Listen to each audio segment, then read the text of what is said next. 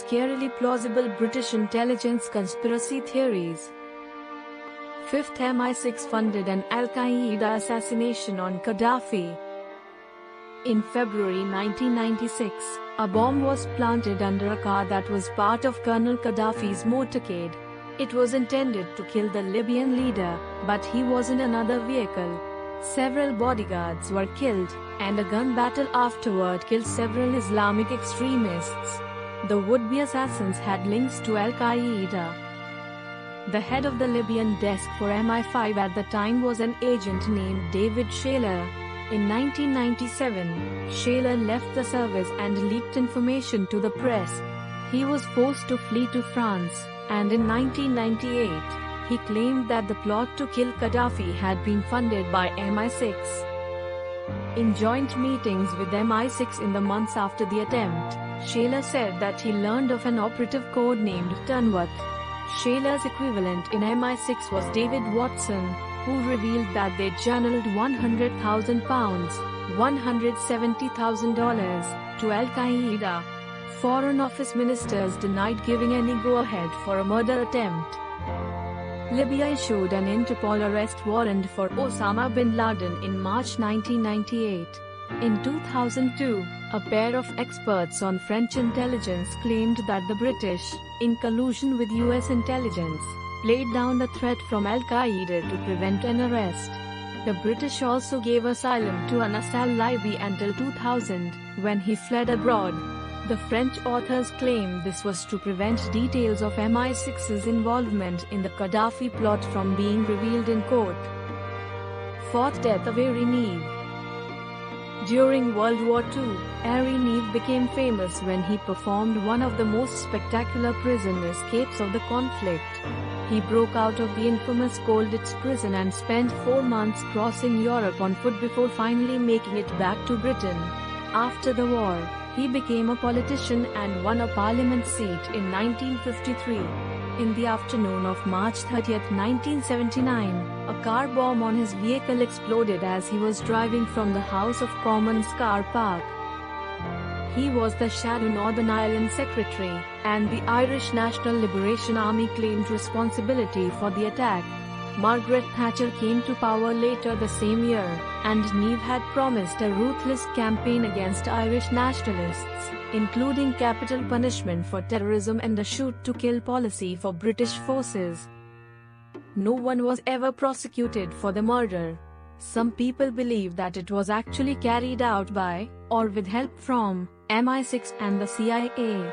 Enoch Powell, a British MP, gave a speech in 1986 claiming that MI6 and their friends were behind the death.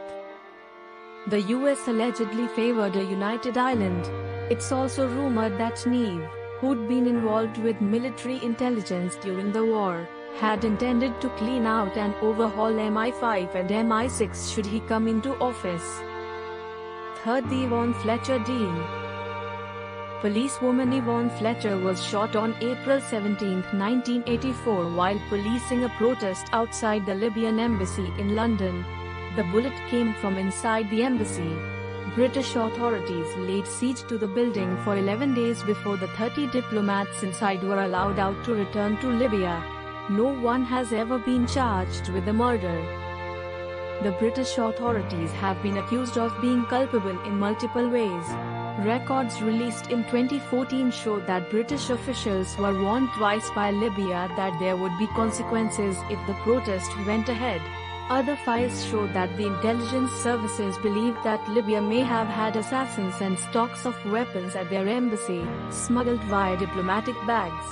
Someone from inside the embassy allegedly told a contractor erecting barriers, "We have guns here today.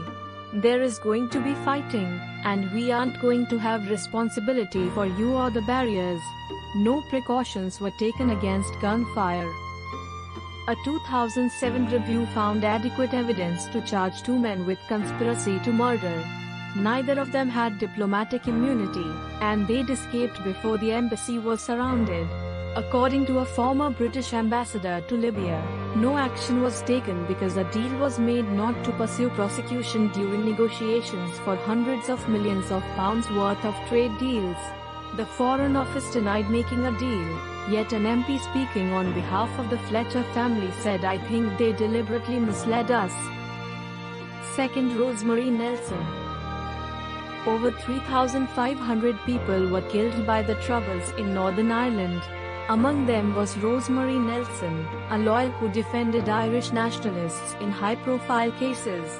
On March 15, 1999, a bomb exploded underneath her car.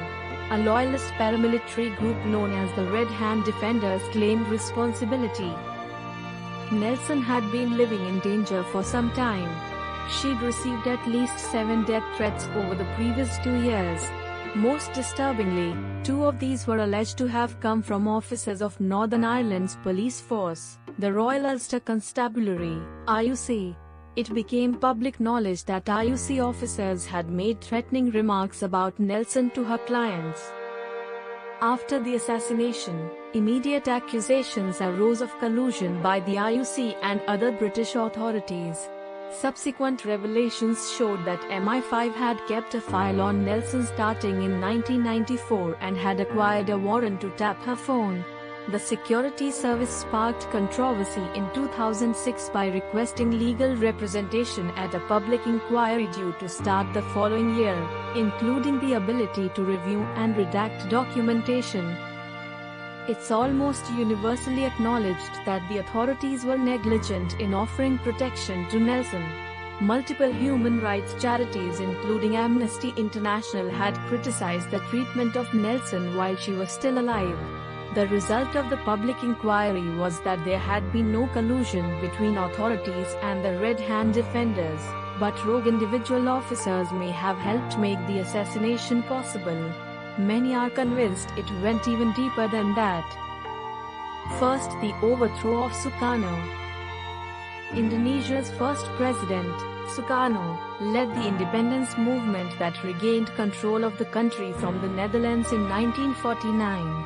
He spent the next decade and a half plunging the country into chaos, avoiding assassination attempts, and annoying his own army. He took $1 billion from the US before telling them to hell with your aid, and in 1965, he vowed to crush Malaysia. The growing strength of the Indonesia Communist Party alienated the West further, as did Sukarno's habit of nationalizing their assets in the country. Sukarno also fell out of favor with the Indonesian army.